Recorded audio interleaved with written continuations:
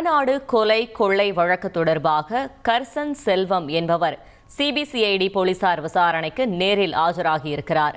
இது பற்றின மேலும் விவரங்களை செய்தியாளர் கார்த்திக் வழங்கிட கேட்கலாம். கார்த்திக் வணக்கம், மேலும் விவரங்களை சொல்லுங்க. வணக்கம். கொடநாடு கொலை கொள்ளை வழக்கு தொடர்பான விசாரணைக்கு கோத்தகிரியை சேர்ந்த கர்சன் செல்வம் என்பவரை போலீசார் விசாரணைக்கு ஆஜராக சொல்லி சம்மன் அனுப்பினர். இந்த சூழல்ல 11 மணிக்கு அவர் கோவையில் இருக்கக்கூடிய காவலர் பயிற்சி பள்ளி வளாகத்தில் இருக்கக்கூடிய அந்த அலுவலகத்தை ஆஜராயிருக்கார்.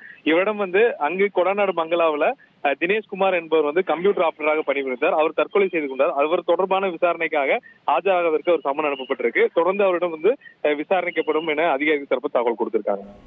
தகவல்களுக்கு நன்றி கார்த்திக்.